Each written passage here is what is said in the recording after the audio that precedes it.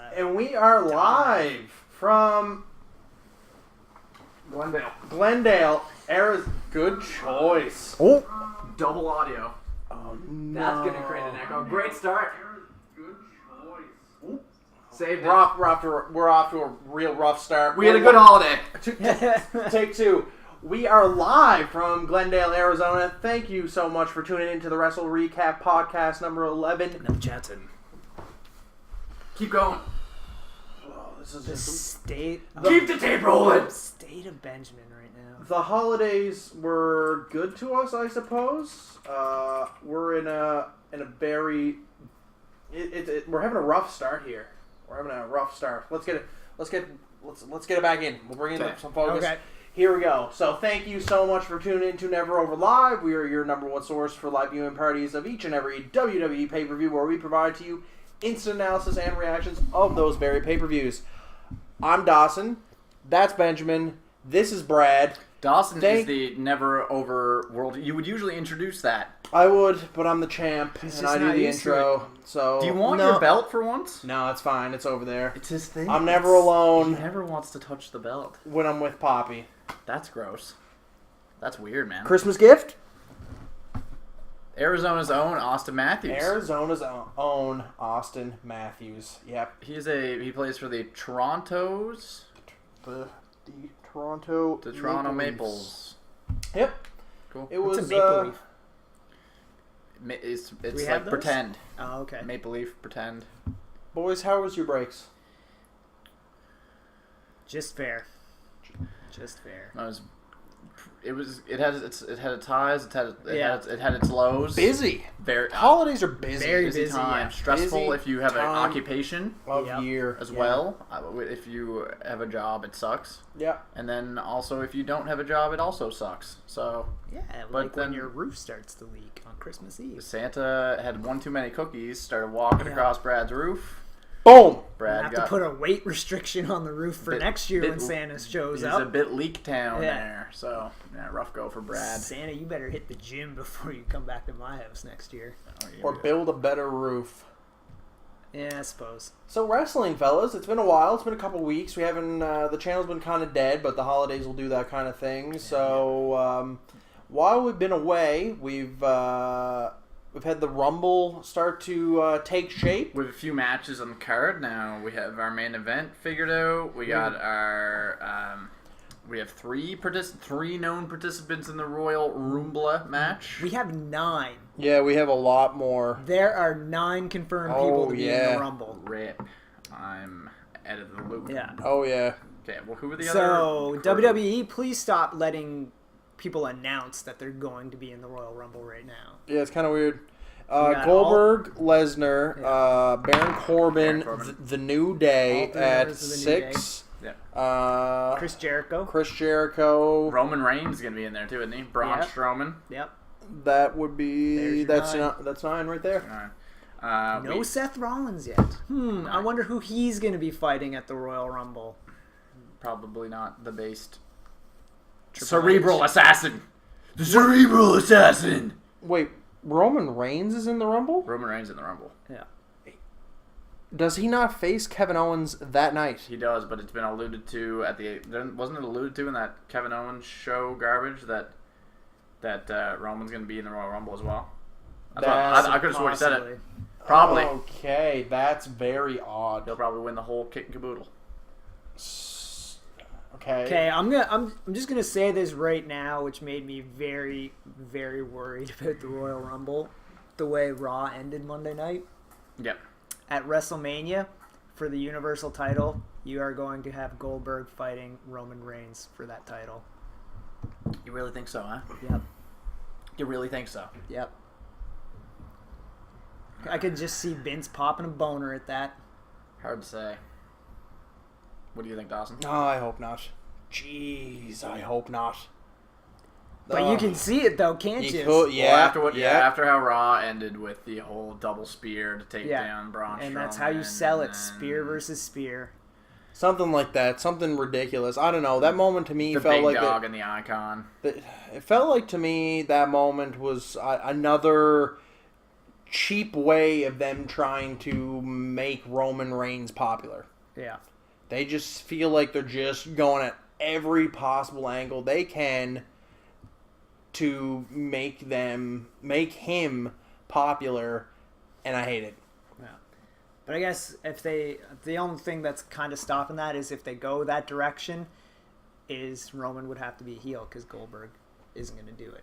He's a heel already. Nobody likes Roman Reigns. Well, I mean, like, I don't know. Goldberg could probably still play up the face angle and be like, "Oh, like you think you're the next big guy, huh? Well, you got to come through the original big wolf, yeah, gold dog." Yeah, I would. Yeah, he'd be like, "You think you can big gold dog? You think you can beat the original big dog? Well, let's be best friends all the way up till Mania, and then have a final stare down at the final Raw before WrestleMania, and then I'll put you over, and then I'll fade off into the sunset, and then you'll be all of the belts, big dog, woof woof." All of the belts. He'll be the Raw Tag Team Champions. He'll be the U.S. Champion. He'll be the WWE Champion. Yeah. He'll somehow find a way to be he'll cut weight and be the Cruiserweight Champion. He'll be the NXT Champion, the NXT Tag Team. Anyway, one thing I'd like to talk about a little bit was The Miz on SmackDown lost the Intercontinental Championship. He did. To Dean Ambrose. And I don't know if you guys watched Talking Smack.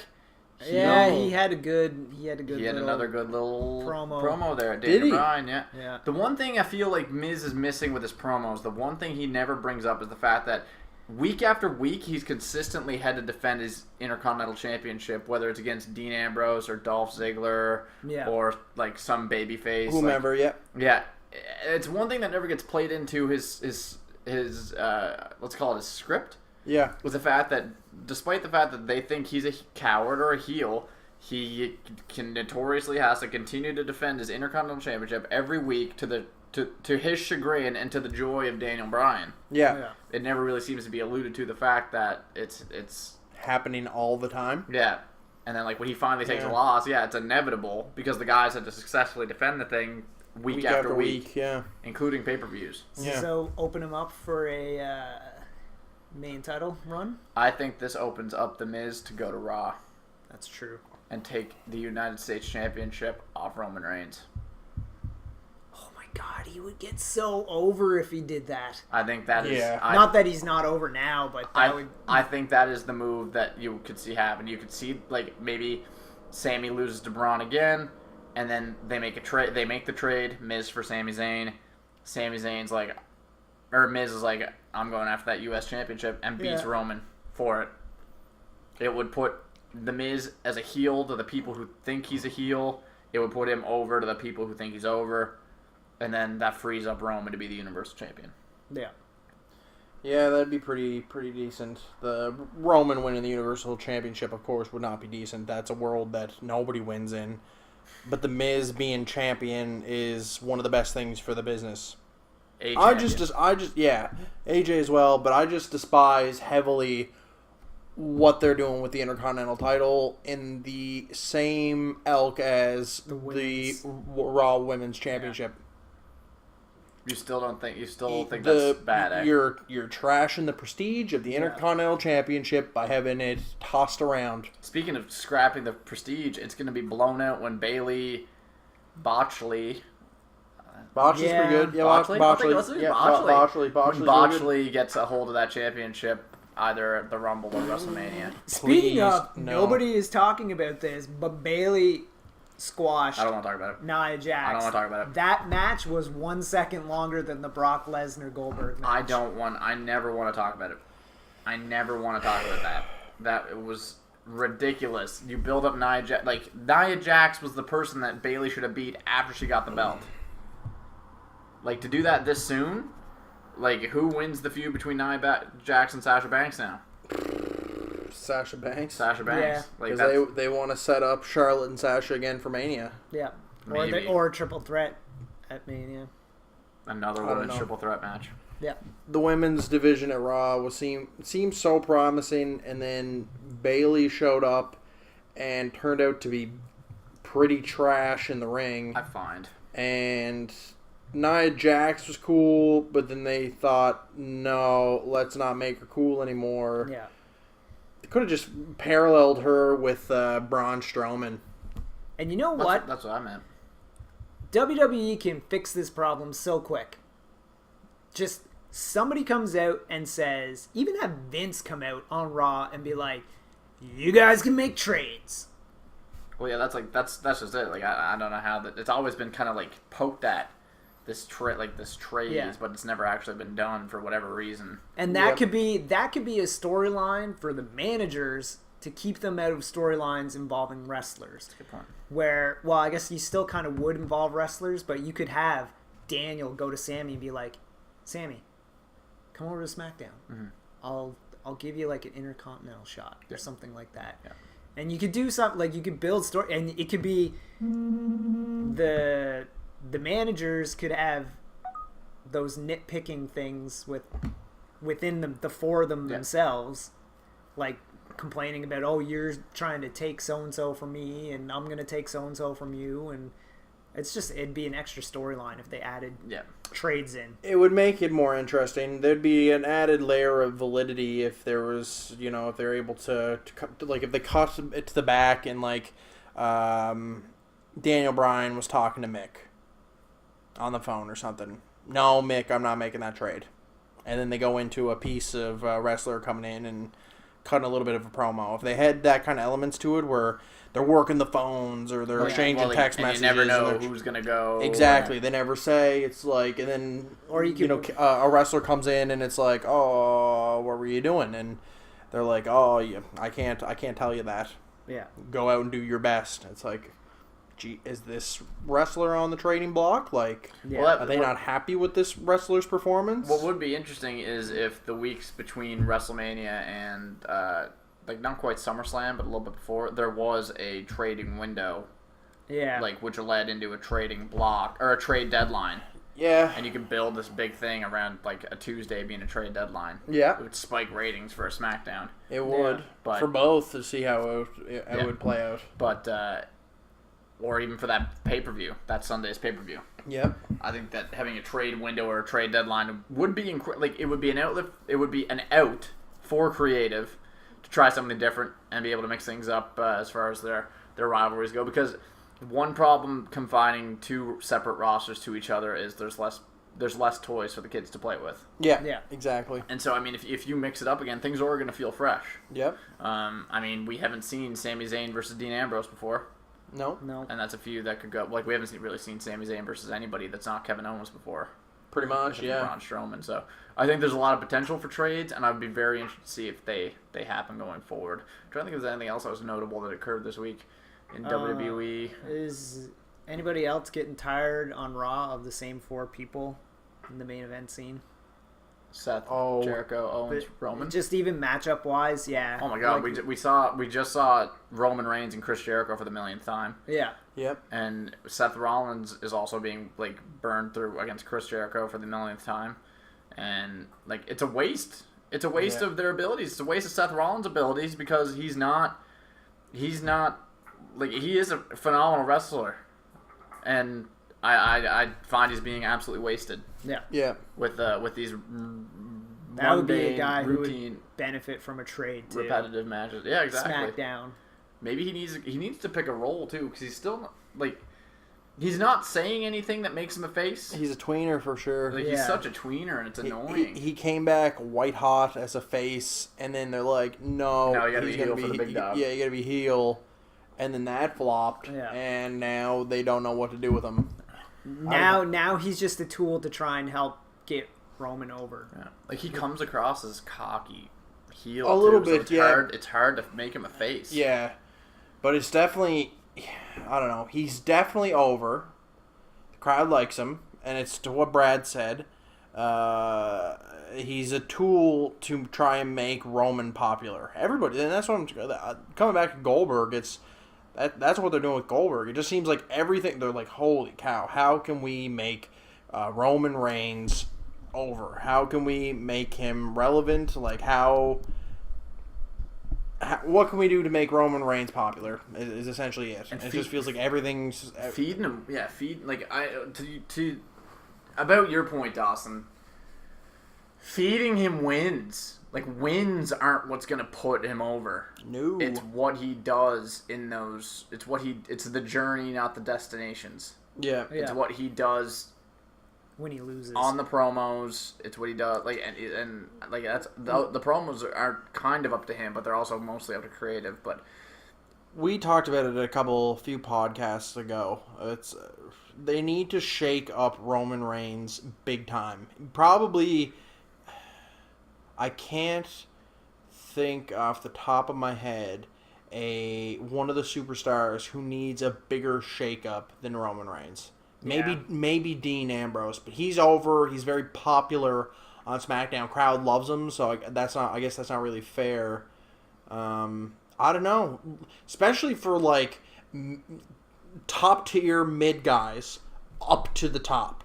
He's the guy who needs the biggest. Like, when I think of guys who need shakeups, I think of like Titus O'Neil. yeah, I think of Dolph Ziggler, and guess what happened? Yeah. Dolph Ziggler. He got a shakeup, and it's like, okay, finally, this is different.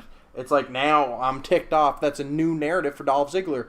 But Roman Reigns needs a shakeup. This come out stern-looking dude who says nothing, and when he does, it sucks. The guy who can't wrestle or perform in the ring at all. He's handed everything. He's given every wins. He's got like 2 moves, and they're both trash. He needs to be shaken up big time. He needs to be reinvented big time.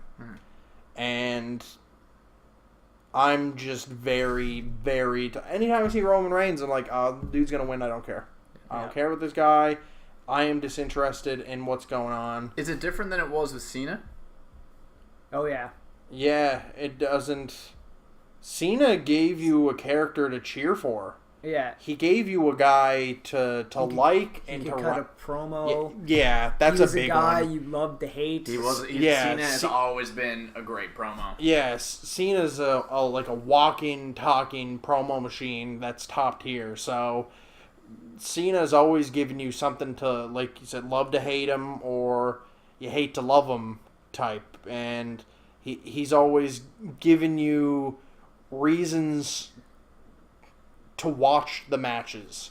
And even though Cena's got a very linear moveset, which is expanded over the years, and he always starts his matches kind of dull. Like, Cena will, in the early moments, the matches are boring. Up until the end, it's a great match. Roman, to me, feels like he's carried most of the time. Yeah. And I feel like that's why he faces Jericho almost every week. Is because Jericho right now is white hot and on the top of his... an incredible professional wrestler. Jericho is a professional wrestler through and through and can do a great match, and he's carried Roman Reigns big time the past month or so, as him and Jericho have faced each other for 1,000 times. Yeah. So, I don't know. Roman Reigns needs a heavy shakeup. Something else, that I was just thinking of, though, with the shakeups, and I name-dropped Titus O'Neil. His segment with the New Day, I thought was kind of interesting, and for a second, I thought they were going to put him in with the New Day. Be a good change. And I was like, wow, that would really bring him to the front, because the New Day is outrageously popular still. Even though they've lost the titles, they are outrageously popular, and it's like... putting Titus O'Neil with those guys, have him do the weird, the dancing and the out of character stuff for Titus O'Neil would give him range. It'd make him popular. You could work whole new angles. You could have a stable of just 4 guys tag teaming. Yeah. They're split into pairs, and the New Day has two tag teams going after the tag team champions. Yeah. Doubles their chances of regaining. You know what I mean? It's that kind of thing. So that's why as soon as Titus O'Neil came out with the New Day, I was like, wow, if they put him with the New Day, that'd be neat. Titus O'Neil could be on television every week then. He'd get ability to extend his career. It'd be like the way Evolution worked, where Triple H took Rick, used Rick as a mentor, and then took 2 young guys, young bucks, and took them in and mentored them, showed them the ropes, got them the big screen time. They got them the walk. It'd be the same. It'd be like that. Titus O'Neil in with the New Day, get him to walk around with those guys. So that's the kind of shakeups I think that need to happen in various spots. I don't know. Poor Titus, I feel like Vince is still punishing him. Very well could be. Like, it's hard to say whether or not he'll ever bounce back. If he was Caucasian, he would have been world champ by now. I'll say it. If his skin color was white, he would be. Because he's everything that Vince loves. That big size, big guy. Yeah. He's got a good move set, got a good finisher. He seems like he's not bad on the mic. He seems charismatic, and I think that's two different things: mic ability and charisma. Yeah. But Titus O'Neil, it's just too bad. I think it's unfortunate that kind of thing still happens in today's world. But putting him with the New Day, I think, would make him popular. That was just a different aside from Monday that I was thinking of. That was kind of... Despite the fact that this past week, Raw did a 3.0 rating and SmackDown went down to a 2.7, 2.6, 2.7. Do you think that the threat or the scare that SmackDown put on the Raw side of things is enough for them to do a Roman shakeup? No. In the near future? No. Nope. I think the ratings have absolutely nothing to do with the way they operate. Yeah. I think it makes no difference. Character-wise, at least, anyway. Because right now they're fighting college football finals. They're going to be fighting NFL playoffs here starting soon. Yep. On Monday nights. So I don't think that has anything to do with it. I mean, saying that, I think that's exactly like there's a big college final or something this Monday coming, which I think is why they've got Undertaker and Shawn Michaels showing up on Raw on Monday. Well, they got to get draws somehow. Yeah. No, I was just curious. I think. Well, I mean, like when you think about that Monday Night Football, there's no football on Tuesday nights. I don't believe.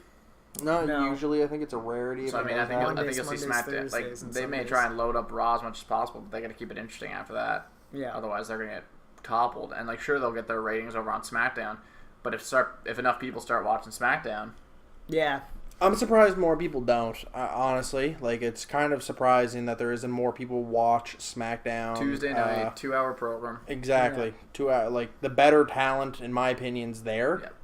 So but, they have a better big champ. They had a bigger mid card champ. Now it's Dean Ambrose. Yeah, now it's whoop. Well, and I was just thinking too, Tuesday nights they have a little bit more TV programming to fight with. Like Tuesdays, you've got Agents of S.H.I.E.L.D. and Flash. Okay. Things that the demographic would watch. Yeah, so it's kind of hard to say, because that's an interesting point. What do you think of the wrestling, pro wrestling fan base? Would the pro wrestling fan base be more geared towards other sports, or would they be more geared towards... the casuals would.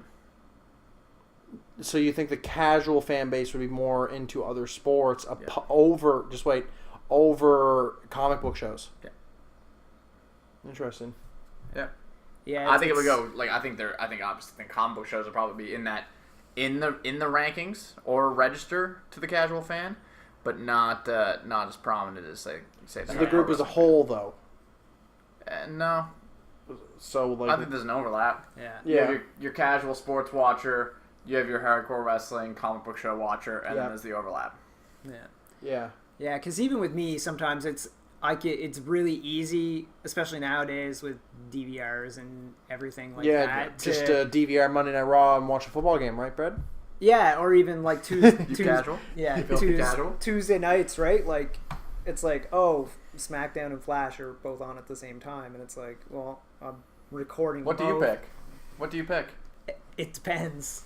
Yeah? What? I'm asking what do you pick between Flash and SmackDown? Between Flash and SmackDown, it really depends. And honestly, it depends on my wife. It depends what type of mood she's in. If I can get away with watching wrestling, I'll watch wrestling, but I know she'll be all right watching Flash. Sure.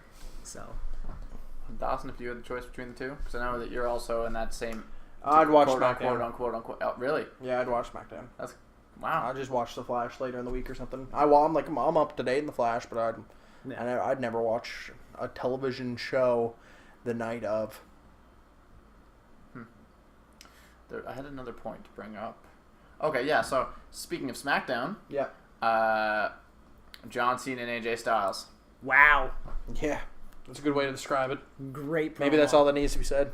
Great promo from both of them. From both of them, yeah. Yeah. And I feel like AJ's drawing on something deep down, truth-wise, in that promo. Even though it might be scripted, I feel like it's inspired. Yeah. Both sides were pulling from some inspirational sides. I really enjoy, because I'm John Cena, recognize. Yeah. I really enjoy that line because it's like, it's tweener. I was like, it's tweener line. Yeah, I was like, he's right. He is John Cena, and he's the best this business has to offer, arguably ever. Yeah. So for him to drop a line being like, I know exactly who I am, and I know where I fit in. Yeah. Better recognize. Yeah. And it was like, even just watching Cena's face when AJ was saying stuff, I was like, okay, I know you've been going to acting classes, and I know that you give 100% to whatever you're doing, but some of the reactions to what AJ was saying, I was like, it was like those. I was like, you're either getting really good at acting right now, or this is hitting a little too close to home for you. Yeah. I think AJ is enough of Vince's boy now that he's probably got free reign over his creative. Yeah, he's probably got a little bit of range. You cannot tell me that John doesn't have free reign over his creative. Yeah, John has full control probably. So you put those two in the ring. AJ's promo work since he's come to the WWE, because that's the big thing. That's the big thing to look for. You can be an okay wrestler, but an incredible promo. Note The Miz. Noted his improvement in ring. Yeah. But he's an incredible promo. Yeah. AJ's promo has been it's gotten better, of course, since he's come to the company. I think once he went heel, it really freed him up. He loves it. I think he loves it. But what we heard on Tuesday night was authentic and real and believable. Yeah. He wasn't reading from a script. Like I said, it inspired. Yeah. And it was in his mind, and it's probably been the way he's felt a long time, being the guy who wasn't John Cena. Yeah. Like, because John Cena was the guy. Being on the sidelines or somewhere else, watching, be like, wow, I'm better than him. Yeah. And always knowing it. So we get that match at Royal Rumble, which helps stack Royal Rumble up a bit.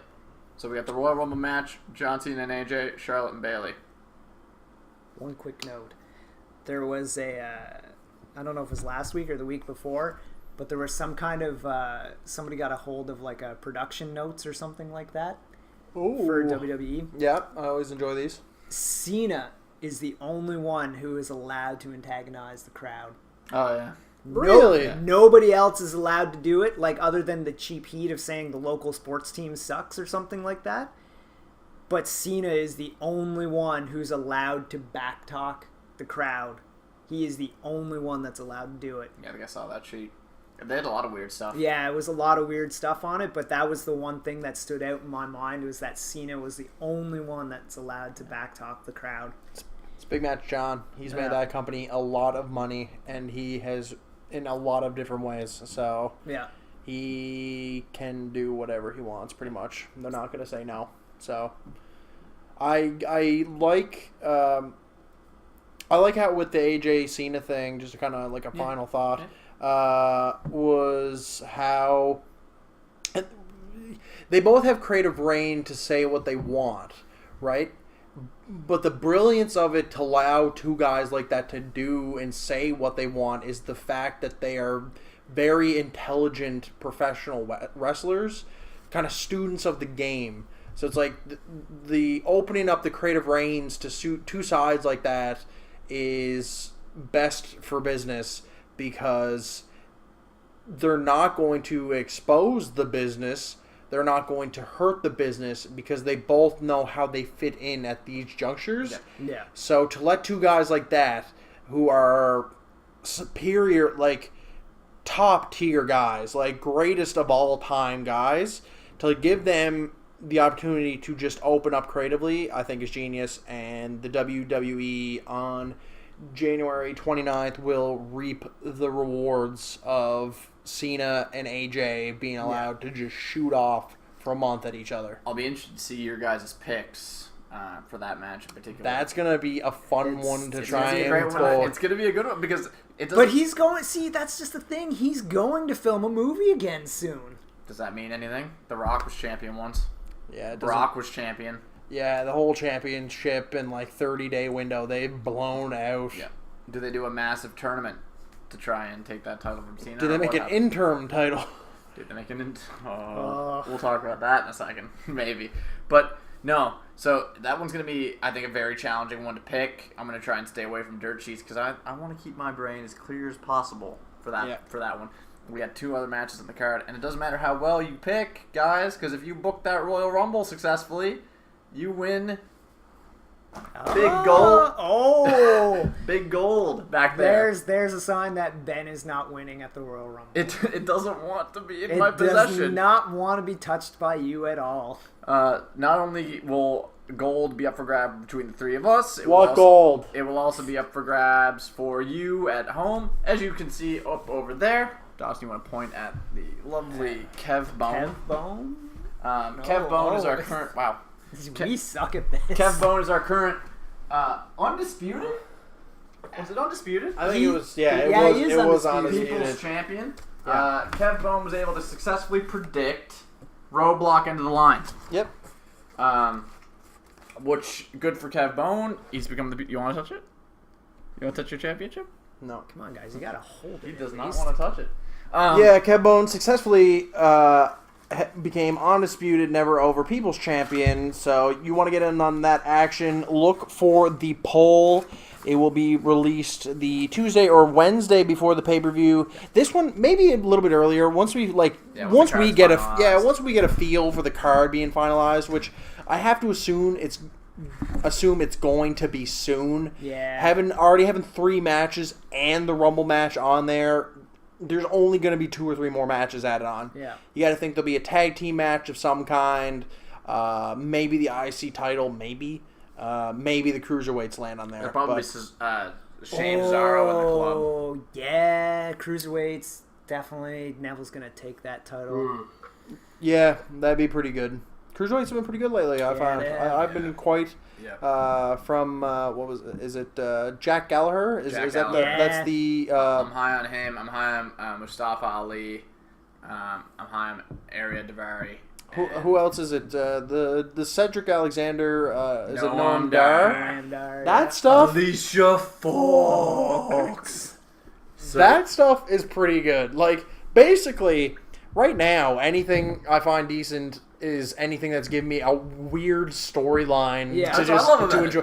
He's going after Alicia Fox. In the big cast Enzo Rusev stuff is like the most entertaining stuff going right now. Like one thing that was really hitting me here was everything with Renee. Yeah, that's another one. That's another storyline. It's Renee. It's like, whoa, you're almost making Dean Ambrose interesting. Yeah. Settle down. Yeah. That's another. That was full blown. I hit you slap. Yeah. So, but that stuff. What was I just thought of another lesser one. Now I forget about it. It's all the divas. If I find women's wrestlers. Yeah. Sorry, the women's wrestlers I find are the only ones really driving home storylines. Because another one that's like kind of where I'm like, there's the face. Is Carmellsworth? Carmellsworth. Yeah. Who came up with that? That better not have been David Otunga. Yeah, it was Otunga. And oh my god. And another one was Chinella. Oh my god. Chinella. That one's somehow worse. Yeah. But that's the fun. Like it's kind of fun. It's just a bunch of stories where it's like you don't know what's going on, but it all involves a women's wrestler, and I don't know. Like maybe it's the whole love triangles or love circles or affair, like those angles. I don't know if that's what's appealing. I think it's just stories because I never connected the dots in my head till now, right this second. But that I don't know. It's fun. It's entertaining to watch. And you don't know what's gonna happen. No. The Enzo stuff cracks me up so much because he rolled out in the wheelchair on Monday, and he did the promo and he spun around in the chair, and then he's like back and forth like the little scamper he does. So No, it's all You great don't stuff. know It's where all it's going. Yeah, it's all what it's very leading to. very entertaining storylines, and that's what the WWE's kind of missing is some storylines to make it interesting. Because right now we just get the same stuff, but there is some storytelling going on, and it's just fun to keep tabs on because they're actually doing some storytelling. So, unless go ahead. All the writers are like, only sex stuff Vince lets us get away with storyline wise. It's like we gotta try and get as many people in as weird. Get Lana's skin. I want to see the new chin guy get some action from the hot Jersey girl. I'm hoping I can pry her away from Big Cass so I can have him for myself. Oh man. So They gotta do storylines to be. They gotta do storylines, more of it, because the wrestling's not great. Unlike oh my God. Wrestle Kingdom 11. So we just finished watching some Wrestle Kingdom 11. I'm Some gonna of go back it. and watch the rest of it now. Yeah, it was like 6 hours. We only watched a couple matches. Wish we watched the whole We thing. can go back. Because we watched We watched Cody and Juice. Cody and Juice, which was pretty good. Yeah. We watched it mostly for Cody Rhodes because no, that's copyright infringement. I'm sorry, the WWE. Can't afford another strike. Yeah, just We Cody. watched Cody because he's great And, and he will be great. Yep. And then we watched Okada versus Kenny Omega for the IWGP Heavyweight Championship. Yeah, those were the only two matches we watched, and we watched like an hour and a half worth of wrestling. Pretty much the what is it? Oh, it always Okada. It just always I have it right there and then it vanished. Okay. The Okada versus Omega match was probably the greatest professional wrestling match I've ever seen in my entire life. Listen to him. It was brilliance. Make notes for your matches of the year. And we'll do like 2017. That's gonna be that's 4 days into the 4 new days year. in, and New Japan shut the business down. Yeah. WWE, be scared. Do you think you'll see some? Do you think you'll see some higher caliber matches now on SmackDown and Raw? God, I hope so. I'd love it. Tell me doubt that it. AJ didn't watch Wrestle Kingdom. There was a lot of guys Yeah, who a watched. lot of people were tweeting that Seth they even watched tweeted. it. Yeah, people. There was they'd take notice. It's the same way. See, I feel like a lot of the younger guys would love to do matches like that. Like I can totally tell you that Seth was watching that match and be like, I want to do a match like that. Well, one thing I hate to bring up Dave Meltzer, but he brought up the fact that like on Raw, Carl Anderson versus Cesaro on any promotion anywhere would have been a 4-star match and probably about half an hour. Yeah. And like Oh, it would have been a huge draw on any other promotion. Yeah. But you have Cesaro who's in the mid card versus Carl Anderson who's on the undercard who just isn't like they just squandered the club so bad on Raw that the match didn't feel big at all. How do you do that though? How do you make those guys, those big names, relevant? How do you make them relevant? Yeah. You got to get them in good Wins. storylines. Is that how you do it? Is it storylines? How do you make the things feel it? Okay, here's a good question. You remove the Universal title, how do you make the top of the card relevant? How do you know those are the top guys if there's no title? Brass ring type situation. What do you mean by brass ring? What do you mean? I mean, like if there was no championships on SmackDown, who's leading SmackDown? Well, you default to AJ because he's the best. But how? Like I'm just saying. Okay, Raw. I think more so. Yeah, I wouldn't disagree with you. But Miz would be a lot higher ranked because he drives attention. He commands attention. Yes. And he reaches for the brass ring. Yes. Okay. Yeah. I follow what you're saying. So yeah, So that's the kind of thing. If there's no titles around, because the titles give you the card like top card, mid card guys, lower tier guys. Yeah. It shakes it all out for you. But then you have a guy like Carl Anderson facing off against Cesaro. which, like you said, anywhere else, if that was in if they were at Wrestle Kingdom, Cesaro versus Carl Anderson, Carl Anderson's from New Japan. That's one of the greatest matches on the card. Yep. Yeah. How does, and I don't know, I'm putting the question out there. How does the WWE make that big? How do you make that bigger? How do you make it more impactful? Time, mostly. Time and storyline, really. Like I was like, when that happened, I was like, why are we having this match? Like, there was nothing last week that indicated that something was coming. It was to imply, I think, that there was tag coming between the two of them. But I think all that singles match was really setting up for is like the club and Cesaro and Sheamus are going to have a tag match. Yeah. At the Rumble. Yeah. Probably for the belts. But it's a good point. It's kind of like it just happened. I really think time is a big thing right now. I feel like if you had the time to give the stars the amount, like, to give them an opportunity. Yeah. I really feel like they could flesh out their skills a little bit more.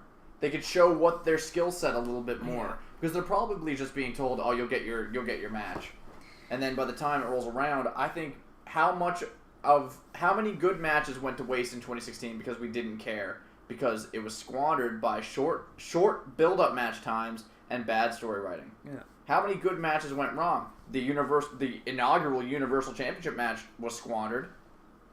Yeah.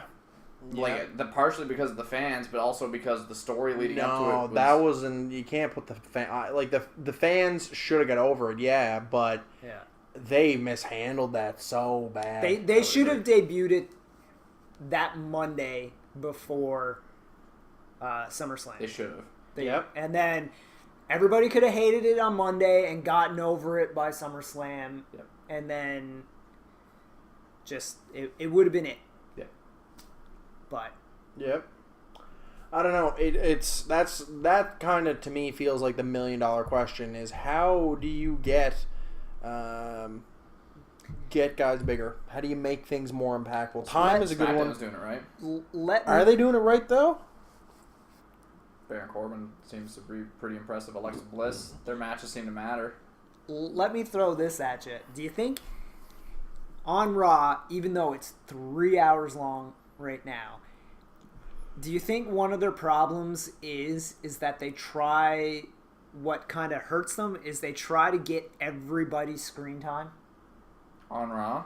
Yeah, I think it hurts them a bit. Like if you spread it out a bit. If you took that Cesaro and Carl Anderson match and say you let Mick do his opening or whatever, and then you cut to Cesaro and Sheamus walking backstage. They kind of bump into Carl Anderson and Gallows, and they have like a little a little like dust up or whatever, and then you cut to commercial and you come back and one of the two sets is talking to Mick and be like, I want to teach him a lesson. Can I have a match? Can I have a singles match against him tonight? Yeah, there's a little bit more story. Yeah, like that would help so much more than just be like after the opening and the commercial, it's like Cesaro versus Carl Anderson. I'm like, well, and you know what? Why? And the other thing is, we're still not seeing all of the roster from That's Raw. true. We're still not seeing Golden Truth and the Shining Stars for the tag team division. We're still not really seeing them. We're still not seeing like 3 of the Raw women's wrestlers. Yeah. Yep. And then we are handcuffing 2 men to each other for extended, 2 good workers to an extended period of time with the Sami Zayn, Braun Strowman card. Yeah. Because we've locked up the top of the card with 4 guys. Yeah. And 2 belts. And both belts. Yeah. Why? For 3 hours. Yeah. And we're just gonna keep circumventing those top 4 with those belts, and also tossing in Goldberg and Brock Lesnar every now and again because we're bored and we think it'll draw. I'm just so glad that sorry, keep going. Yep. SmackDown feels fresh because they don't do the look, the authority figures in the ring talking. Oh look, they're interrupted by the heel. Oh look, the face comes out. Oh look, there's gonna be a match later on in the night with a stipulation that will affect something else. Like, SmackDown starts and it's usually off to a running start, or like next week's SmackDown and the SmackDowns that have been building over the last few weeks, the matches are already set in stone. We know what to look forward to. We are looking forward to Baron Corbin and John Cena. We're looking forward to the tag team title match. Yep. Yeah. Like, we're looking forward to what I think is women's championship match. Or am I wrong? There's a third match that's on the card as well now. Doesn't matter. It doesn't take away from your point any. Yeah. The fact that SmackDown's better prepared. Yep. And Raw seems to need to throw all their matches together during the show. Yeah. Which is entertaining. Nothing has hype. Unless, I have no reason to tune in next week. Yeah, unless there's something that they do that happens like within that first 10-15 minutes to explain why there's going to be a match in the second hour or the start of the third hour. For Raw, with me and Raw, the quicker Finn Balor gets back, the better, so we can start moving forward from this stale pause. Yeah. Not even that. Yeah, kind of, I guess, because it doesn't feel real on Kevin Owens. It still doesn't. And it won't feel real on Roman Reigns. It won't feel real to me until Finn Balor gets back. Because it feels like they're on pause until he gets back. And it's been a kind of a shame. It feels like they've just been lazy and they're like, let's just piss around for a while until he's back, and then we'll roll with what we wanted to roll with. But man, this has just been, I don't know, it's just been a train wreck. You know what else was a train wreck? Ronda Rousey at UFC 2 with the 207. Good sequitur. Wow. So this isn't wrestling, obviously. This really doesn't have anything to do with the Wrastle recap, but it's still notable. And I have taken akin to the mixed martial arts. The art of mixed martials. Yeah, mixed I'm martials. old as F. I can't stay up that late. Yeah, you are old. I am. Real. Wow. There's lots of gray hair. Long story short, Brad, we could probably just show you the fight because it was real fast. It was really Talk about quick. The fight longer than it lasted. Yeah, I saw it. Yeah. Ronda got knocked out in 45 seconds on her feet. It was incredible. It was shocking. It ended what was a incredible year for mixed martial arts. You know, with the rise of Conor McGregor, the drama that preceded him, John Jones, Brock Lesnar, Ronda's fall from grace. Yeah. The question mark that is the women's bantamweight division, now a period. Yep. With Amanda Nunes staking her claim as the champ. The John Jones stuff. Undisputed champion in the women's bantamweight. Yeah, John Jones. What else? Ronda Rousey will start her WWE career at WrestleMania this year. Nah. Yeah. John Coachman doesn't think she has a shot after that loss. No, yeah, I don't.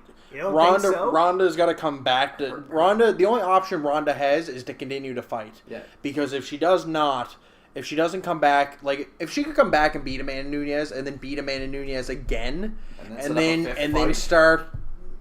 She'd have to do a fifth fight. Okay, they do a fifth fight, sure. No, you'd have to do trilogy fight. They'd only have 2 fights. If she beats Amanda Nunes, then that's 1-1. Yeah. The trilogy fight. So and then she beats her again. Then Ronda's back on top. She's re-solidified it. Then she starts beating people again. She gets back to Ronda status. Right now, Ronda Rousey is irrelevant on all mediums. She was cool and she was trendy in 2015 because she couldn't be stopped. Yeah. She got stopped. She vanished for a year. That hurt her brand. Yeah. That hurt everything about her because she vanished. She came back and was pumped. Yeah. That's not good for Ronda. Ronda's no longer relevant. She's got to keep fighting. If she doesn't fight, she's done.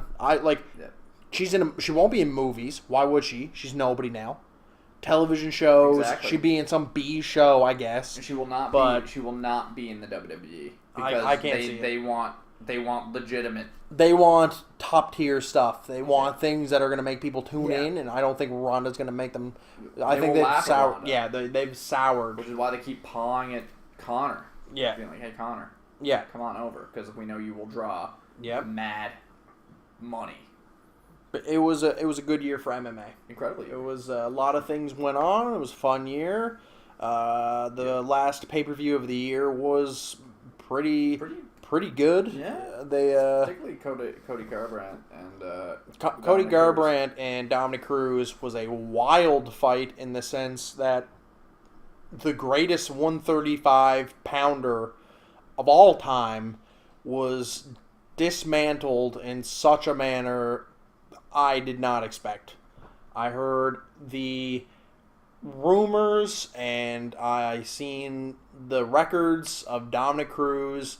I've seen the guy on the mic working, being an analyst, and for him to be dismantled by Cody No Love 25-year-old was something else. Yeah. It was fun. UFC 207 was a lot of fun. Surprisingly. So I look forward to things in 2017. Could have, hopefully, John Bones Jones comes back around, so we can finally see him fight. Haven't seen that before. Yeah. John Jones fights, maybe Connor fights in November. Cody Garbrandt wants to fight second half of the year. Yep. You'll see Don Cerrone fight every quarter, every season. Yeah. I mean, Stipe Miocic probably has a title defense coming up. Michael Bisping has a Daniel title defense coming up. Cormier's got to get back in Daniel Cormier, goddamn he's got to ring. fight Rumble. Yeah. He's got a fight coming up, probably March. Yeah, Bisping's probably the next one coming up. I'd say Stipe. Stipe hasn't fought since 202. Yeah. Yeah. Stipe, Bisping, Yeah. Yeah. Aldo, I guess. Yeah, that's true. Him and Holloway got a fight. Watch it. GSP makes comeback this year. Not a comeback, a return. Maybe. That'd be kind of neat. Maybe. Tough to say. GDS when he gets wrecked like Ronda. Let's see what he's gonna say about Conor McGregor. GDS doesn't like him. GDS doesn't like Conor. That's fine. Some people don't like him. You're still gonna watch him, and that's all that Conor McGregor cares about is making sure he gets your money into His pocket. the UFC and then soon to be his pocket. Yeah. Because That's that's all he what it's cared gonna about. be soon. So He's got a baby to feed. love him or hate him, but you're gonna watch and you're gonna pay attention. So take notes, WWE. Well, That just about does it for Wrastle Recap Podcast number 10 number 10, on this January 5th. the 10th, Yeah, the date is correct. and the date's correct. Yep. And it's 2017. Yeah. Wow. We're on fire. Oh god, kill me. And just like that, we get a spike to like 8 viewers. Yeah.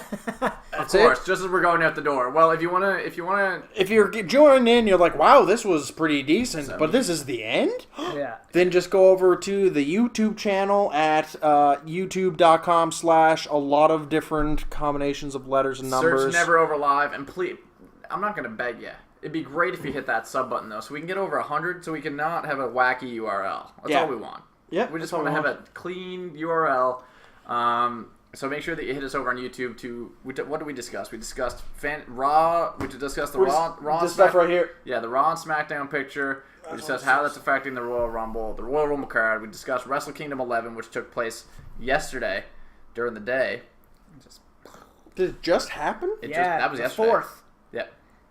It's an annual event on January the 4th. It was 2 days ago because they're a full day ahead. Yeah. Technically, it was going to be happening at like 1 o'clock. Yeah. Yeah. So we got so we discussed Wrestle Kingdom, and then we touched on The UFC. the UFC. So that's what we've discussed. That's been the Wrestle Recap Podcast number 10. If you've enjoyed what we put out, hit the like and subscribe button over on YouTube. Follow us on Twitter. And on Twitch. Subscribe to Twitch. Keep it locked right here. Follow on Twitch. Is it follow on Twitch? Subscribe. There's a Junk. lot. Subscribe Subscribe to YouTube. Like, follow on Twitch subscribe, follow, and Twitter. comment, Mail things. it. Email us around. Write down our URL. Put it in a bottle. Throw it in a lake. Guys, I don't care. Thank you so much for tuning Thanks into for the coming, Wrestle Recap Podcast number 10. I've been and will continue to be Dawson. That's Benjamin. That's Brad. Thank you so much for tuning in. We will see you next week for Wrestle Recap number 11.